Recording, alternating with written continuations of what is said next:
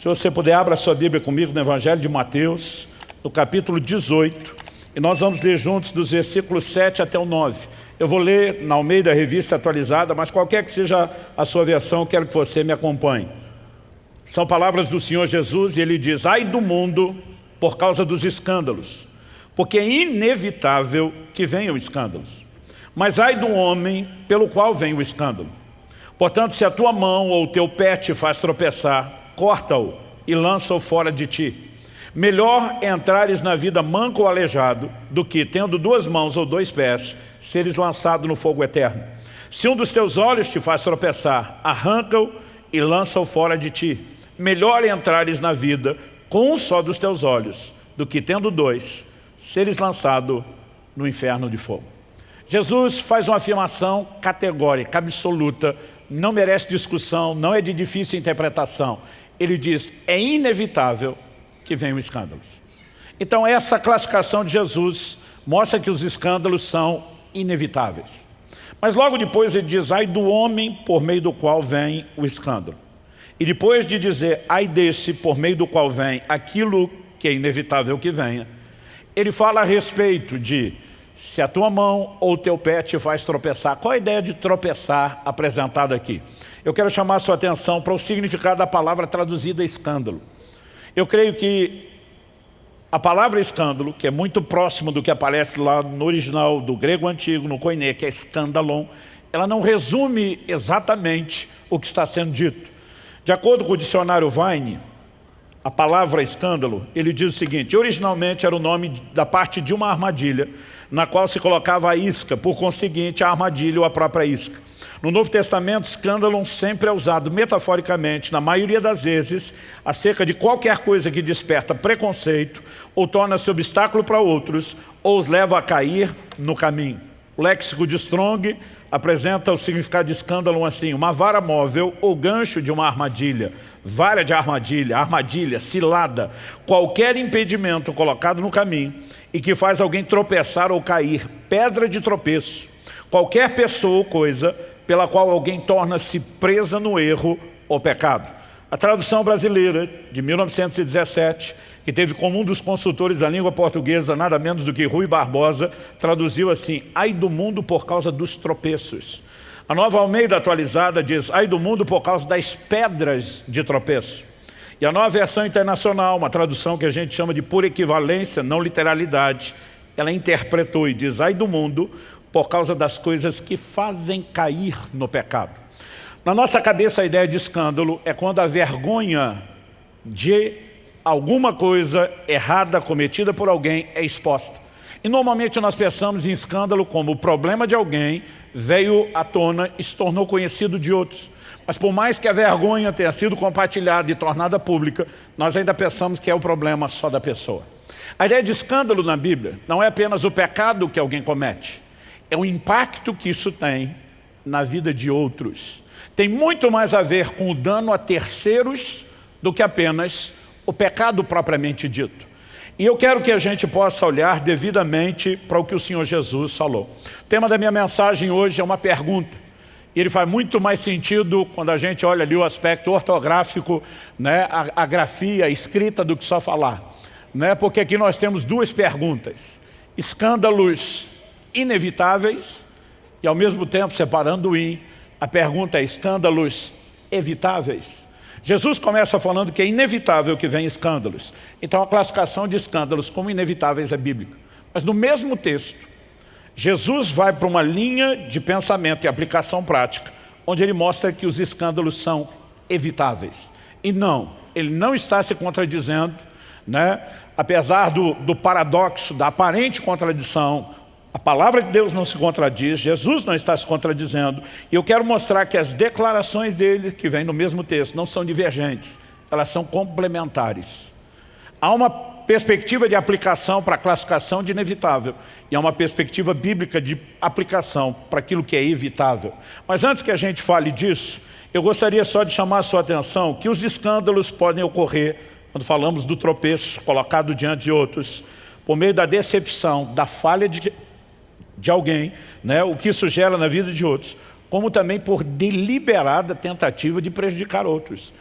Numa das 7 cartas às igrejas da Ásia, no Apocalipse, no capítulo 2, no verso 14, Jesus fala assim: tenho todavia contra ti algumas coisas, pois que tens aí os que sustentam a doutrina de Balaão, o qual ensinava Balaque a armar ciladas, colocar armadilhas, aqui escândalo, diante dos filhos de Israel, para comerem das coisas sacrificadas aos ídolos.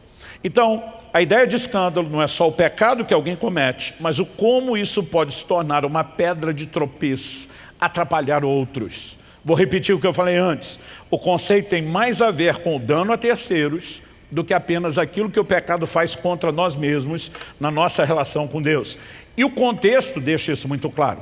Porque nós lemos os versículos 7 a 9 de Mateus 18. Mas eu me lembro de um ditado que já foi popular, hoje em dia não é, no meio cristão. Eu ouvia isso ser repetido tanto dentro de casa como na igreja. O ditado era: texto sem contexto não passa de pretexto. Na interpretação bíblica a gente sempre procura olhar o contexto. E eu gostaria que você tivesse a paciência de ver comigo os versículos anteriores de Mateus 18. A gente leu antes do 7 a 9, eu quero ler os anteriores, do 2 ao 6. O texto diz assim: Jesus, chamando uma criança, colocou-a no meio deles e disse: em verdade vos digo que, se não vos converterdes e não vos tornardes como crianças, de modo algum entrareis no reino dos céus. Portanto, aquele que se humilhar como essa criança, Jesus está falando de uma criança literal, idade cronológica, esse é o maior no reino dos céus. E quem receber uma criança tal como esta em meu nome, a mim recebe. Qualquer, porém, que fizer tropeçar aqui é por escândalo. Qualquer, porém, que fizer tropeçar a um desses pequeninos que crê em mim, melhor lhe fora que se lhe pendurasse ao pescoço uma grande pedra de moinho e fosse afogado na profundeza do mar. Jesus toma uma criança literal e ele, a partir disso, começa a falar: se o comportamento de vocês não for semelhante a uma criança, não há a menor chance de que você possa desfrutar do reino. Mas depois ele diz: quem fizer uma criança como essa tropeçar. E a partir daqui que a ideia de tropeço, de escândalo aparece.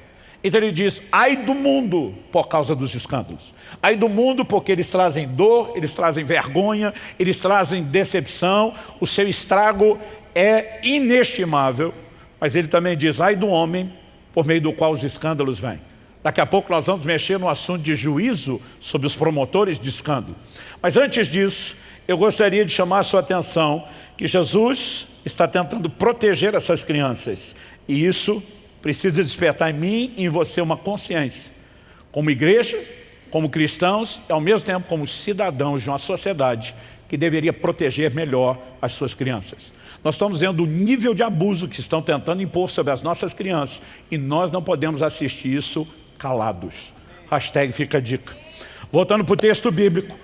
O Senhor Jesus fala de crianças literais, mas quando você olha o ensino bíblico, nós não podemos excluir, embora a aplicação primária sejam de crianças literais, nós não podemos excluir aquelas que classificamos como espirituais.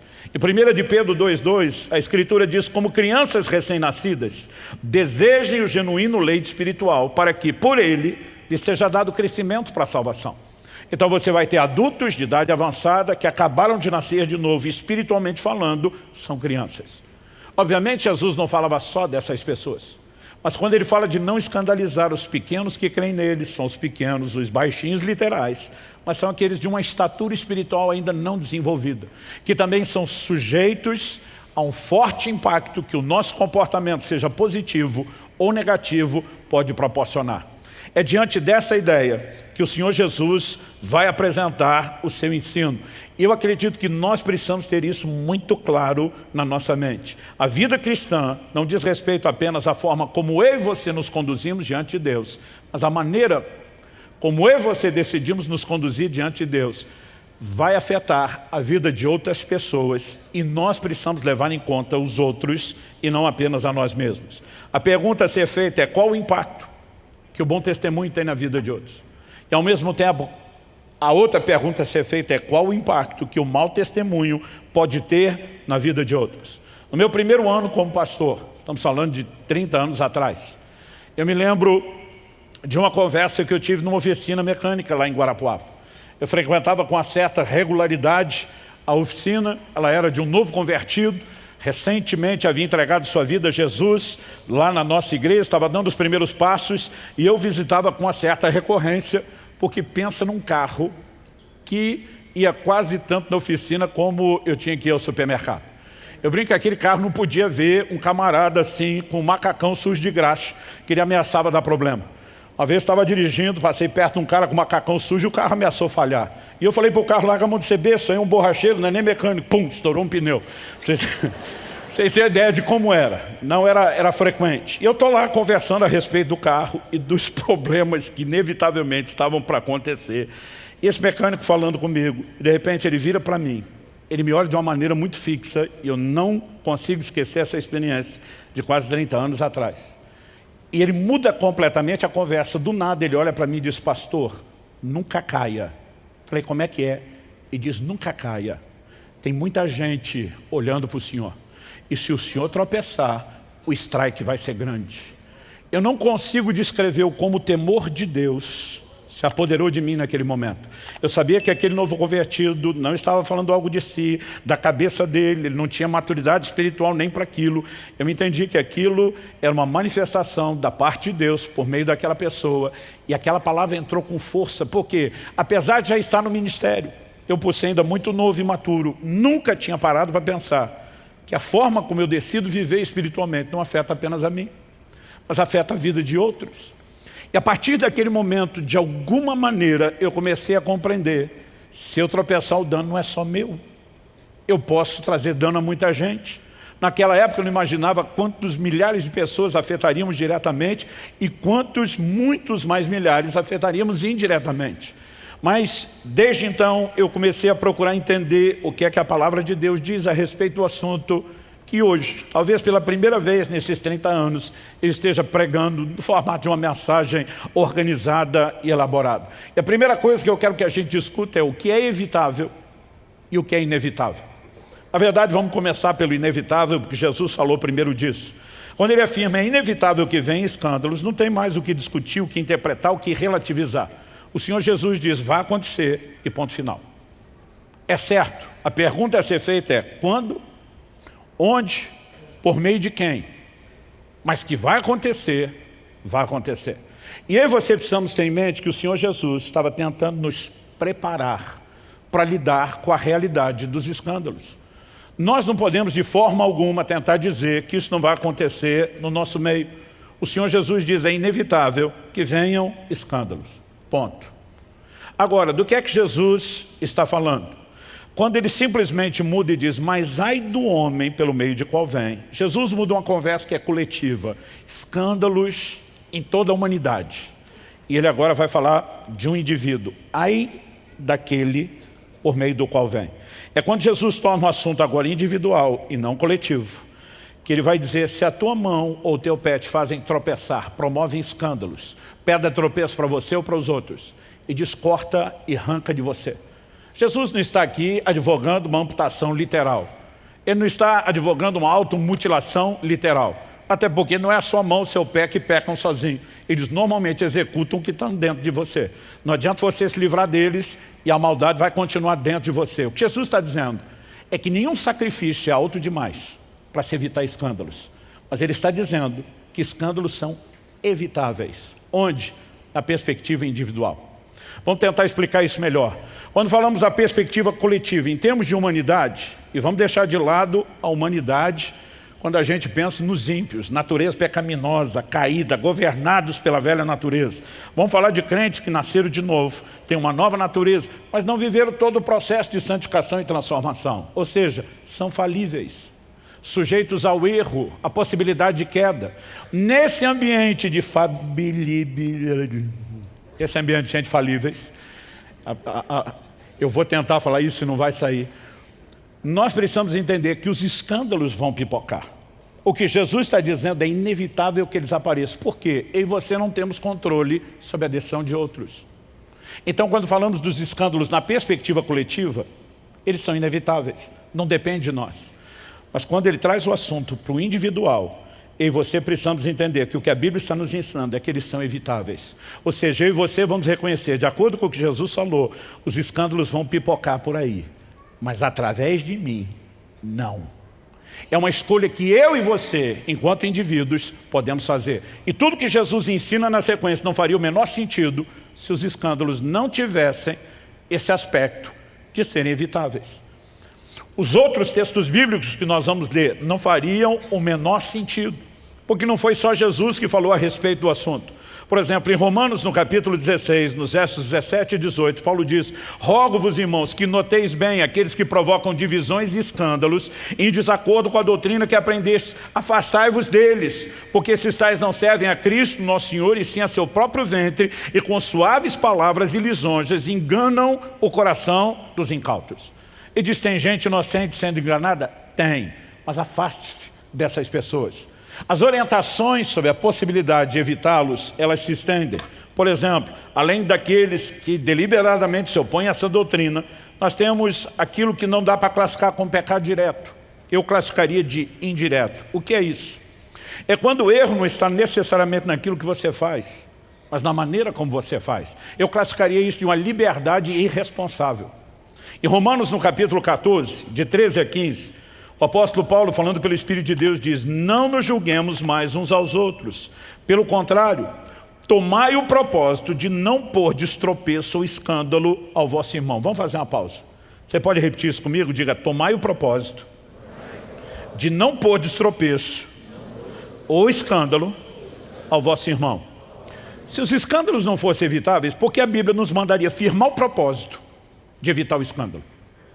Na perspectiva individual, eles são evitáveis. Agora, Paulo continua e diz: eu sei, verso 14, estou persuadido no Senhor Jesus, de que nenhuma coisa é de si mesmo impura, salvo para aquele que assim a considera, para esse é impura. Se por causa de comida o teu irmão se entristece, já não andas segundo o amor fraternal. Por causa da tua comida, não faças perecer aquele a favor de quem Cristo morreu. Gente, para nós hoje, muitas vezes a gente não percebe o quão sensível esse assunto da alimentação era no início da igreja. Quando se conversava com os judeus, que durante séculos e séculos seguiram a lei de Moisés, havia muitas determinações classificando o que era puro e o que era impuro, o que se podia e o que não se podia comer. Paulo está tratando com toda a clareza do assunto. Ele diz: estou persuadido no Senhor Jesus de que nenhuma coisa é impura. Ele começa Romanos capítulo 14 dizendo: um crê que pode comer de tudo. O outro fraco na fé, ele chama isso de débil na fé, acredita só pode comer legumes. Essas disputas existiam não só no meio dos judeus, que tinham dificuldade de entender Hebreus 7,12, com a mudança de sacerdócio, a mudança de lei. Alguns deles estavam muito presos, mas quando o evangelho agora migra para o meio dos gentios, a confusão só aumentou. Porque no meio dos gentios o que eles tinham não era o entendimento de uma lei divina, eram práticas do chamado mundo pagão.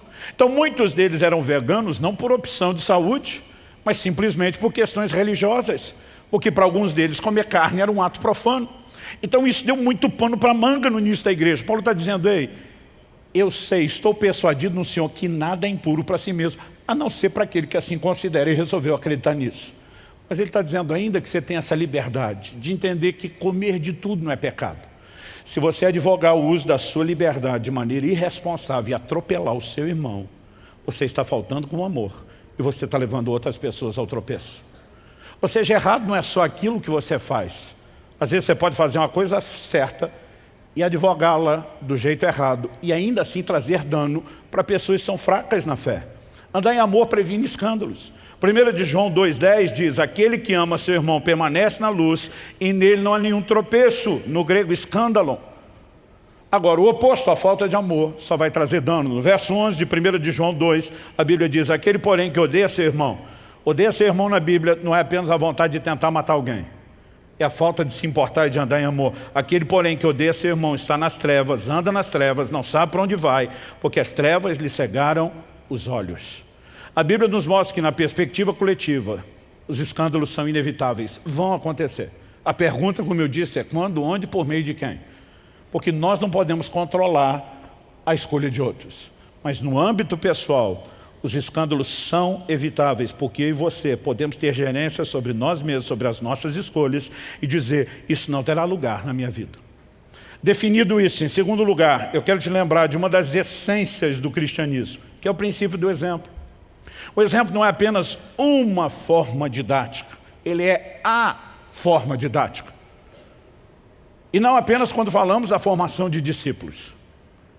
O pastor Marciano falou, vocês acreditaram na gente quando éramos os improváveis. E foi um bom exemplo, porque hoje eles estão acreditando em muitos de vocês, também eram improváveis. Jesus diz em João 13,15, eu vos dei exemplo para que como eu fiz, vocês também façam. O ensino de Jesus não era só teórico, olha gente, façam isso. O ensino dele era muito prático. E era fundamentado no quê? No seu exemplo.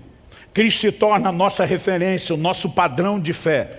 E Paulo em 1 Coríntios 11:1 diz, sejam meus imitadores, como eu sou de Cristo. Paulo está dizendo, eu decidi segui-lo como referencial. E à medida que eu me alinho com ele, eu me torno referencial e modelo para vocês. Quando eu era garoto, eu ouvi tanto na igreja uma frase, que eu cheguei quase a acreditar que ela era parte da Bíblia. A frase que a gente ouvia era, não olhe para o homem, olhe para Jesus. Eu acho que essa frase fez tanto bem quanto mal. Tinha o seu aspecto positivo e negativo. Qual era o aspecto positivo? Quando alguém se decepcionava com a queda de outro, especialmente de um líder, lembrar essa pessoa de olhar para Jesus, em primeiro lugar é bíblico. Hebreus capítulo 12, verso 1, olhando firmemente para Jesus, o autor e consumador da nossa fé. Os nossos olhos devem estar nele. Agora, se a frase for usada para se eximir da responsabilidade do bom testemunho e do exemplo, aí nós temos algo caótico, catastrófico. Por quê? Nós temos a responsabilidade de imitar o exemplo de Jesus e dessa forma nos tornar referencial e exemplo aos outros. E, gente, isso não diz respeito só à fé.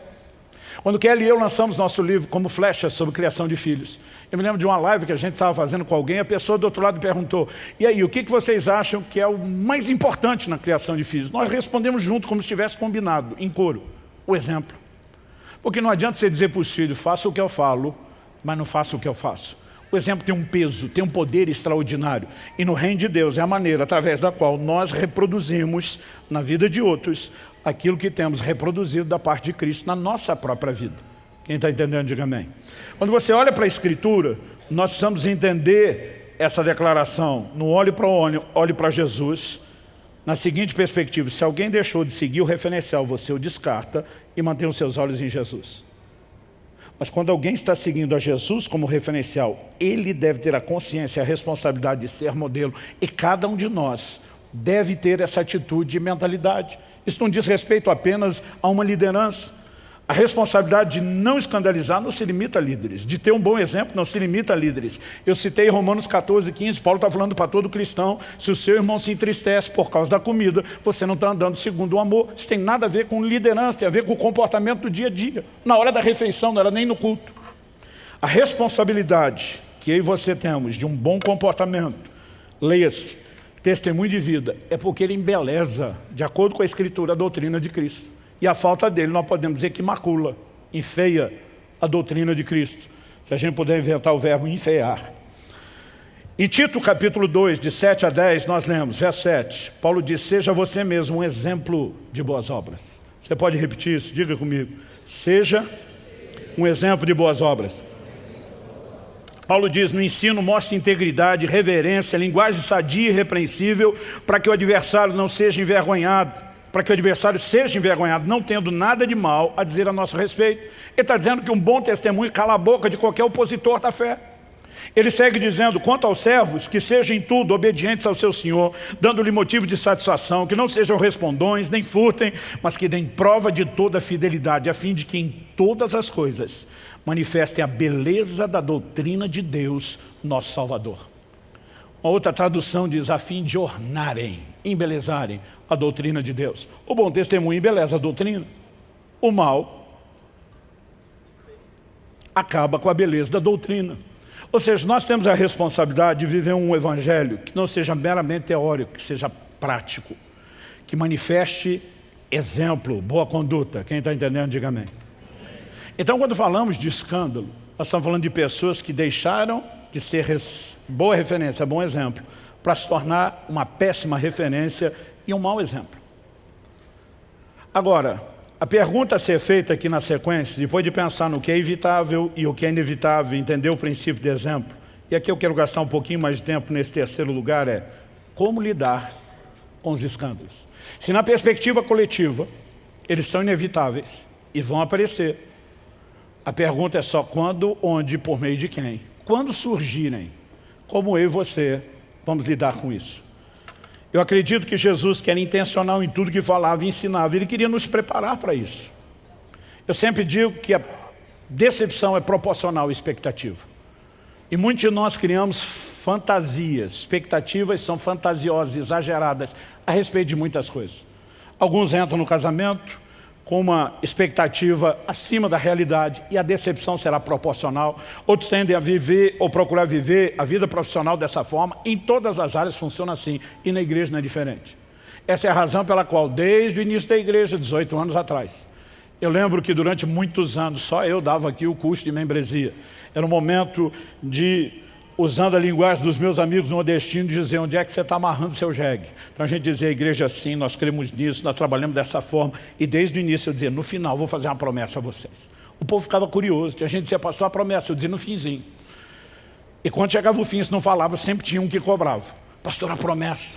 Eu dizia, a minha promessa é a seguinte, nós vamos falhar com vocês. Então eu dizia o quê? Eu dizia, eu garanto, empenho a minha palavra, que nós vamos falhar com vocês. Nós não queremos, mas em algum momento eu sei que nós vamos falhar.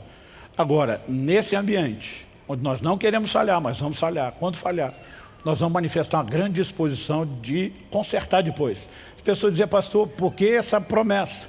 Eu dizia, porque eu quero derrubar a sua expectativa. Nós não somos um ambiente de gente perfeita. Nós vamos falhar.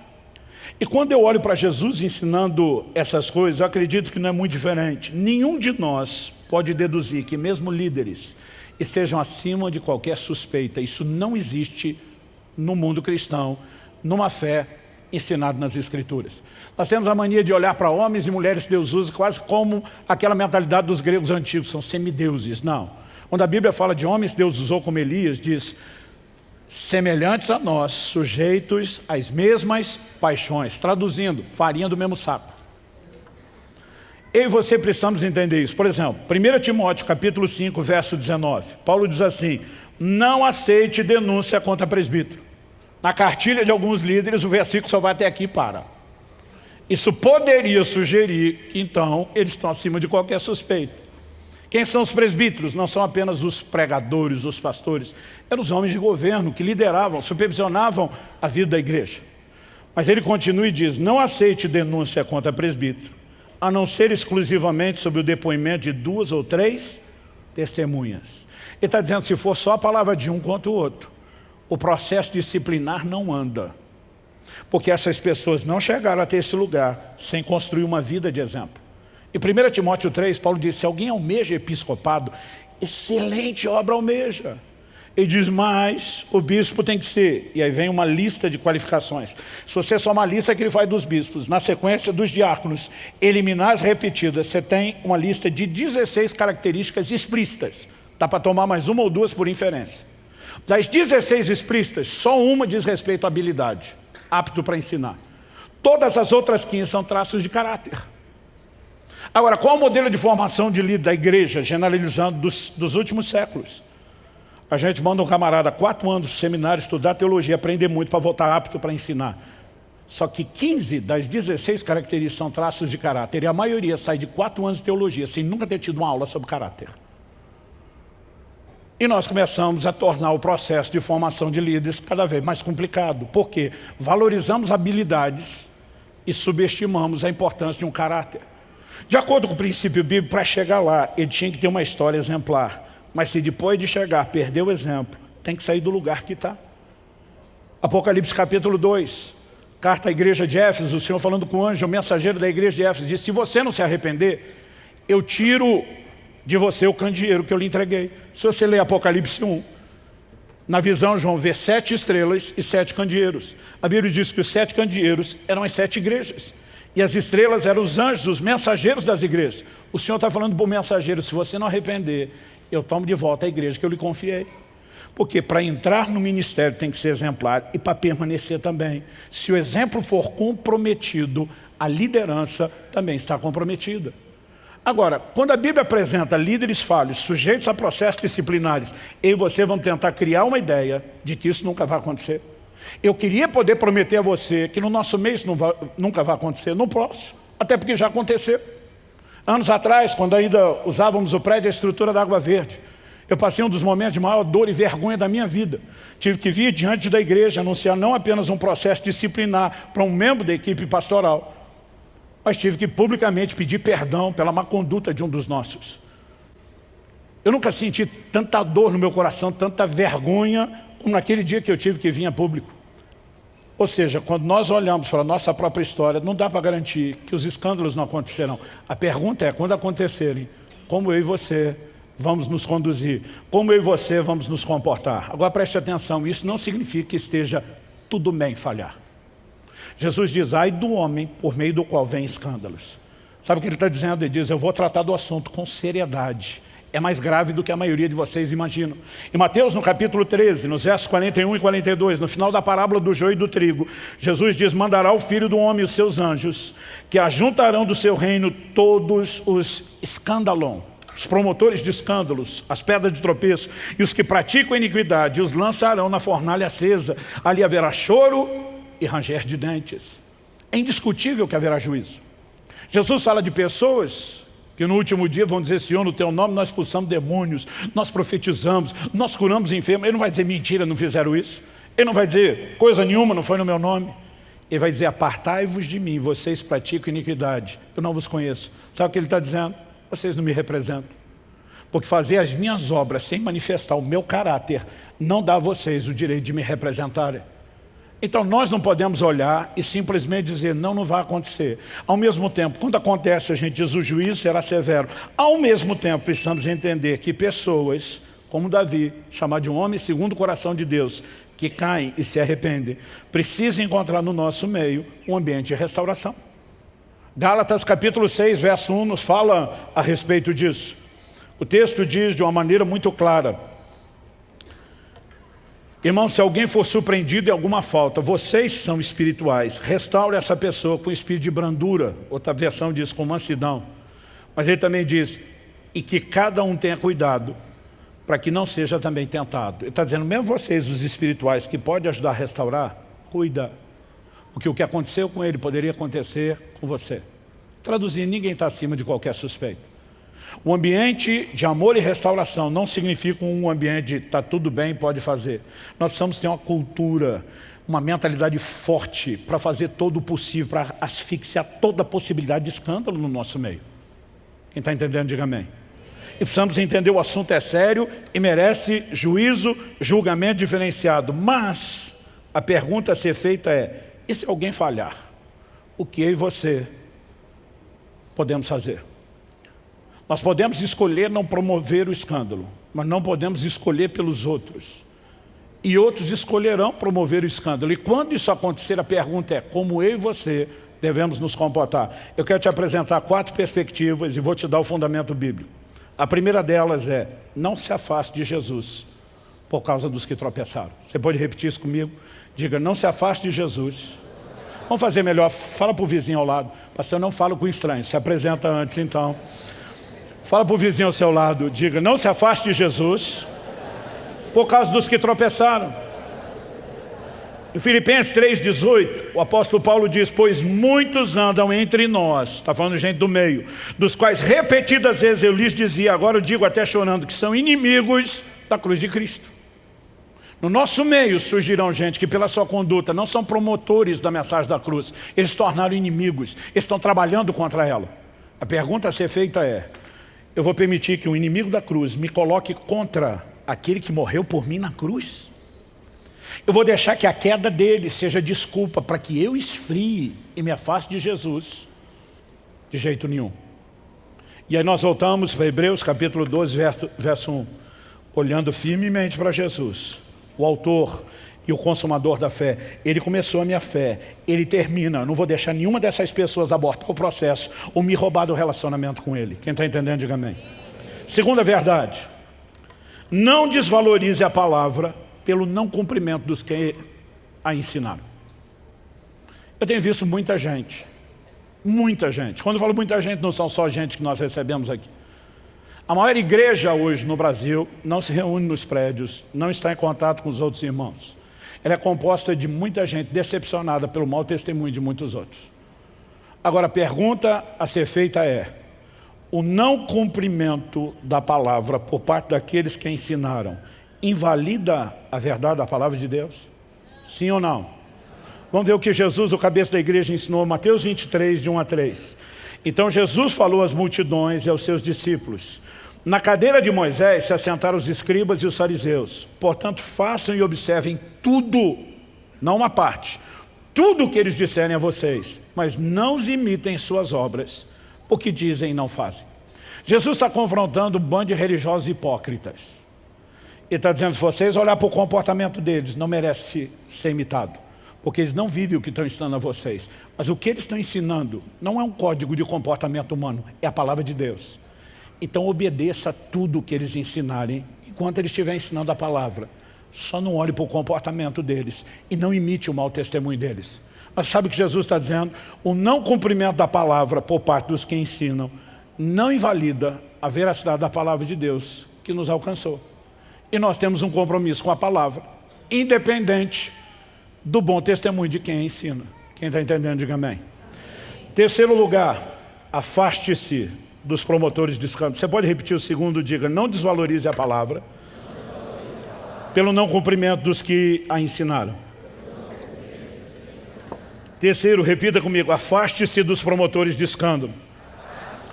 Romanos 16, 17, Paulo diz: rogo-vos, irmãos, que noteis bem aqueles que provocam divisões e escândalos em desacordo com a doutrina que aprendesse. Afastai-vos deles. Ele não está falando de mera punição social. A Bíblia diz que quando alguém arrepende, a gente vai trabalhar a restauração. O que a Bíblia está falando de gente que continua promovendo sem se arrepender. Há um nível de relacionamento onde você não exerce mais influência e não proporciona mudança. E se você chegou nessa fase, o risco é que você seja influenciado. Sem contar que o relacionamento e o convívio com promotores de escândalo pode funcionar como uma espécie de cumplicidade ou de chancela sobre um comportamento errado. Então a Bíblia está dizendo: não se relacione com esse tipo de gente. É promotor de escândalo, afaste-se deles. Até porque esse negócio é contagioso. Quarto lugar, escolha olhar para os que permanecem firmes. Eu quero ler a declaração de Paulo. Eu li só o Filipenses 3,18 no início, mas eu quero ler ele dentro do contexto, do 17 ao 19. Paulo diz: irmãos, sejam meus imitadores e observem os que vivem segundo o exemplo que temos dado a vocês. Paulo dizia: eu estou imitando Cristo, e por isso eu posso dizer a vocês: me imitem. E não apenas me imitem. Observem aqueles que estão seguindo o exemplo que nós temos dado. Paulo está dizendo: não apenas eu, mas muitos outros no meio de vocês são referenciais. Depois de dizer que tem bons referenciais, é que ele diz: pois muitos andam entre nós, dos quais repetidas vezes eu lhes dizia, agora digo até chorando, que são inimigos da cruz de Cristo. O destino deles é a perdição, o Deus deles é o ventre, a glória deles está naquilo de que deviam se envergonhar, visto que só pensam nas coisas terrenas. Ele está dizendo: no nosso meio tem boa e má referência. Sabe o que ele está dizendo? Olha para as boas. Não coloque seus olhos nas más referências. Muitas vezes, porque estamos diante de pessoas que tiveram um mau comportamento, a gente decide ser influenciado pelos de mau comportamento e não pelos que seguem andando em integridade. Quando tive que vir a público pedir perdão pela conduta de um dos pastores da casa, eu me lembro que não foi um, dois ou três, vários irmãos e irmãs diferentes, sem ouvirem uns aos outros, me procuraram no final do culto e disseram: pastor, a gente sabe que o seu coração está despedaçado pelo que aconteceu, mas nós queremos que o senhor saiba que nós podemos olhar para todos os outros de vocês que permanecem firmes e dando um bom exemplo. O mau testemunho de um não vai falar mais alto na nossa vida do que o bom testemunho de todos vocês. Eu lembro de gente dizendo: a sujeira não foi varrida para debaixo do tapete. Vocês trataram dessas coisas publicamente, mostraram o compromisso com Deus. Nós escolhemos olhar para vocês. E sabe, eu e você precisamos ter isso em mente, que nós podemos escolher em quem que nós vamos colocar os olhos. Quando a Bíblia fala a respeito dos líderes, eles não são perfeitos. E há um momento específico, onde eles vão se tornar uma referência inquestionável. Sabe quando? Depois que os seus dias na terra já terminaram. Hebreus capítulo 13, verso 7 diz: lembre-se dos seus líderes, os quais pregaram a palavra de Deus a vocês, e considerando atentamente o fim da vida deles, imitem a fé que tiveram. Aqueles que já partiram e deixaram um bom legado, entre eles nosso saudoso pastor Francisco, alcançam aquele lugar de dizer, esses inquestionavelmente podem ser imitados, porque alguém pode 90, 95, 99% da sua vida manter um bom testemunho e estragar tudo no final. Mas quando nós terminamos a carreira com uma vida de integridade, de referência, de bom exemplo, então o legado do bom exemplo se perpetua. Até que a gente chegue a esse dia, eu não estou dizendo que a gente vai desconfiar de tudo e de todos, mas nós precisamos entender que coletivamente os escândalos são inevitáveis, podem surgir. E quando surgirem, a pergunta é, como eu e você vamos nos conduzir? Quem está entendendo, diga amém. Para terminar, eu acredito que nós precisamos ter uma fé, e esse é o ensino bíblico, que sobrevive a tudo. Pastor, o que o senhor quer dizer? Eu quero dizer que tem os dois lados da moeda, ou seja, eu e você precisamos entender não só o que os outros fazem podem trazer dano para nós, mas a nossa escolha de não nos dobrarmos às tentativas de dano contra nós. Em primeiro lugar, Jesus previu e nos preveniu de que haveria difamações. Eu vejo alguns crentes que ficam profundamente desanimados, abatidos, aborrecidos, porque tem gente falando mal deles. A gente tinha que esperar isso. Mateus capítulo 5, versos 11 e 12. Bem-aventurados são vocês quando, por minha causa, os insultarem, os perseguirem e mentindo, disserem todo mal contra vocês. Jesus não diz, senta, chora, desanima, entrega os betes, ele diz, alegrem-se, exultem, porque é grande a recompensa de vocês nos céus, pois assim perseguiram os profetas que viveram antes de vocês. Eu e você precisamos de uma fé resiliente. Ela tem que sobreviver às difamações e às tentativas das pessoas de falarem mal e mentirem contra mim e contra você. Segundo, Jesus tentou nos preparar para perseguições. Em Mateus capítulo 10, ele diz, quando porém perseguirem vocês numa cidade, fuja para outra. Ele diz, vai ter perseguição. Ele tentou nos preparar para ameaças de morte e até a possibilidade de morte. Mateus 10, 22, 23. Um irmão entregará à morte outro irmão, o pai entregará o filho. Haverá filhos que se levantarão contra os pais e os matarão. Todos odiarão vocês por causa do meu nome. Aquele, porém, que ficar firme até o fim, esse será salvo. O que ele está dizendo, não importa o nível de oposição, de ameaça, ou mesmo se chegarem às últimas consequências de matarem você por causa da sua fé em Jesus, o Senhor está dizendo, não desista. Ele está dizendo, sua fé tem que resistir a tudo. Agora, ele nos preparou para ter uma fé que aguenta difamação, perseguição, ameaça de morte, a própria morte, mas não sobrevive a escândalo. A quantidade de gente distante de Jesus hoje, por causa do escândalo dos outros, é enorme. E de forma alguma nós estamos tentando justificar o escândalo dessas pessoas. Eles serão julgados por Deus, mas preste atenção. A escolha de como se conduzir diante do que outros fazem, mesmo tentando trazer dano a você, é sua e não é deles. Paulo escreve aos Coríntios, em 1 Coríntios 11, 18 e 19, ele diz, porque antes de tudo, estou informado de que quando se reúnem na igreja, existem divisões entre vocês. E eu, em parte, acredito que isso é verdade. E até é necessário que haja partido entre vocês, para que também os aprovados se tornem conhecidos. Paulo está dizendo, é necessário. Outro dia eu vi um irmão reclamando, pastor, tem muita imaturidade no nosso meio. Falei, é nessa hora que os maduros aparecem. E o irmão não está aparecendo. Porque sabe, é fácil ficar falando dos outros. A pergunta é como você vai reagir diante da fraqueza, da debilidade e da imaturidade dos outros, da carnalidade de outros, ou mesmo do escândalo de outros.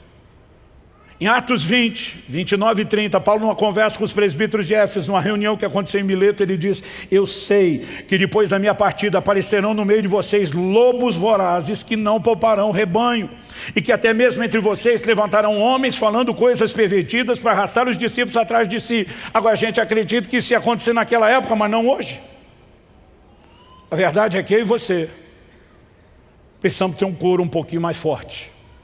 E nós precisamos ter um entendimento claro do que a Bíblia ensina. Na próxima fase que virá, nós teremos a responsabilidade de viver uma vida de compromisso, de integridade, de exemplo como nunca antes. Nós precisamos criar um ambiente de entendimento bíblico, de rendição ao Senhor, que asfixie toda a possibilidade de escândalo. Mas se surgirem, nós precisamos ter uma resiliência de fé, dizendo, meu compromisso com Jesus seguirá inalterável, independente da esculhambação dos outros. Uma fé que sobrevive a tudo. Quem está entendendo, diga amém. Para terminar, eu vou mexer na parte que alguns não gostam. O ensino de Jesus sobre escândalo incluiu o perdão aos que falham conosco. Em Lucas 17, nós temos um detalhe que no registro de Mateus 18 não entra. Lucas 17, 1 a 4. Jesus disse aos seus discípulos, é inevitável que existam pedras de tropeço, no grego, escândalo, mas ai de quem é responsável por elas. Seria melhor para esse que uma pedra de moinho fosse pendurada ao seu pescoço e fosse atirado no mar do que fazer tropeçar um desses pequeninos. Deixa eu fazer uma pausa antes de terminar o texto todo está tudo junto. Mas deixa eu fazer a pausa. Jesus não está fazendo apologia ao suicídio. No meu entendimento bíblico, isso precisa ficar claro para nós, enquanto igreja local. O suicídio está numa condição complicada quando falamos de salvação. Paulo escreve aos Coríntios e diz, se alguém destruir o corpo, que é o santuário do Espírito, Deus o destruirá. O cara já destruiu o corpo, o que é que sobrou para Deus destruir depois? O que você acha que é essa destruição? Você está falando de condenação eterna? Nós podemos abrir discussões sobre casos de sanidade mental. O juízo com que alguém fez uma escolha. Mas não podemos ter uma mentalidade tolerante ao suicídio.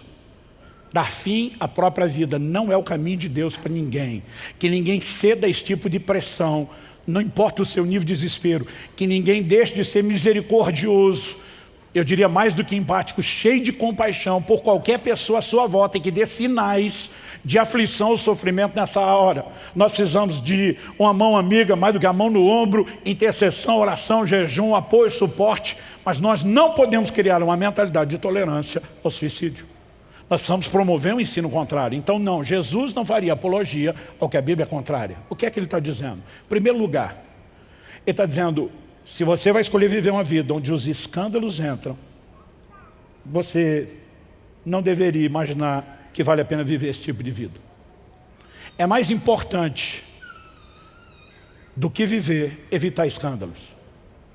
Outro dia alguém falou, mas pastor, se na sua teologia o suicida está pegando um passaporte meio que direto para a condenação eterna, por que é melhor o cara fazer isso do que dar escândalo?